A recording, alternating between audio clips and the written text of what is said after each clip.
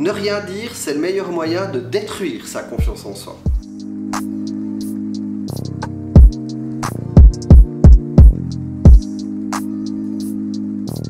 Tout ce qui va être de l'ordre d'une conduite qui est un petit peu abusive, que ce soit sur le plan verbal, que ce soit sur le plan des gestes, peut être un signe de mobbing. Donc dès le moment où on se sent mal à l'aise, maltraité, mal considéré, et que ceci se répète dans le temps, ça c'est aussi important. C'est clair que si une fois il y a un problème, on va pas pouvoir considérer ça comme du mobbing. Si par contre c'est clair que c'est quelque chose qui est répétitif, là par contre alors c'est clair qu'on est dans une situation qui s'approche du mobbing ou qui en est directement. Les victimes de mobbing ne parlent pas de ce qu'ils vivent. Donc ils gardent tout à l'intérieur, ils osent pas dire, ou ils ont honte, ou ils se disent mais je suis nul, j'arrive pas à trouver la solution par moi-même, alors qu'en fait elles sont victimes. C'est la pression d'être coincé, de pas pouvoir s'en sortir. Chaque matin, je vais aller avec la boule au ventre au travail. Donc on est vraiment dans cette situation d'impuissance qui est très problématique. C'est le signe principal qui va nous permettre de dire « Ouais, mais là, je suis en situation de mobbing, en fait. » Pour certains jeunes, par exemple, ils vont dormir beaucoup. D'autres, au contraire, ils auront des troubles du sommeil. D'autres vont être, agressifs. Ça peut être aussi un signe. On se dit « Oula, il y a un problème. Normalement, il n'est pas comme ça. » Ou « Elle n'est pas comme ça. » Ça peut être des signes globaux, généraux comme ça. Les personnes qui subissent le mobbing s'en rendent pas compte tout de suite. C'est ça le problème. C'est comme si tu mets par exemple une grenouille dans une casserole d'eau, si tu chauffes tout gentiment l'eau, finalement la grenouille ne va pas se rendre compte tout de suite qu'elle est en train de se faire ébouillanter. Le mobbing, c'est exactement la même chose.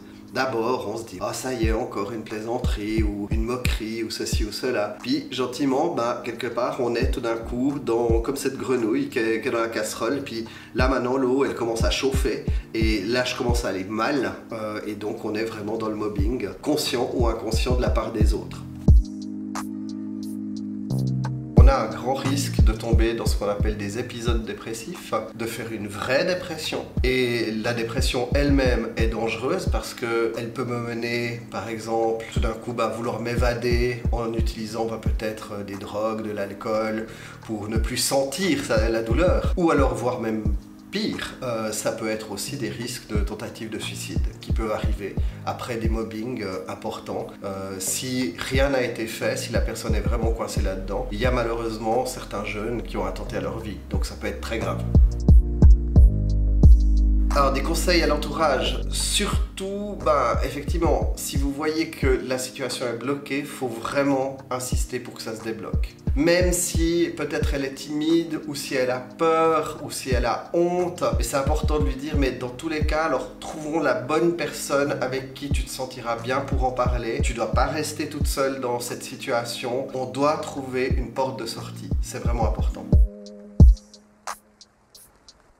Si elle n'a pas envie de parler avec l'entourage, c'est important peut-être qu'elle aille voir un professionnel. N'oubliez pas que vous avez le commissaire d'apprentissage qui est plus neutre que l'enseignant ou que le chef d'atelier dans lequel on travaille par exemple. Donc ça veut dire que si effectivement il y a un problème, le commissaire d'apprentissage, je pense que c'est un bon recours pour ne serait-ce que discuter.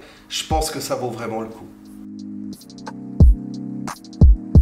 C'est important d'expliquer aux jeunes que si on cache le problème, finalement, c'est encore pire. Pourquoi? Parce que le jeune va aller de moins en moins bien, donc ça veut dire que peut-être il aura plus d'absence au travail, et puis du coup ça va se retourner contre lui, parce que le patron il va dire mais ça va pas, tu manques un jour sur deux, ça peut plus continuer comme ça. Puis en fait, en ne disant rien, je prends presque plus de risques de perdre ma place d'apprentissage que de dire il y a un problème, aidez-moi, trouvons une solution ensemble. Si je résous ce problème, je peux être fier de moi.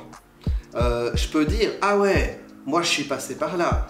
Et puis on ne s'est pas laissé faire au final et on a résolu le problème. Puis ça c'est bien pour l'estime de soi, c'est bien pour l'expérience professionnelle. Donc justement, parler, c'est aller dans le sens de s'affirmer et de dire, moi je ne suis pas d'accord avec ça.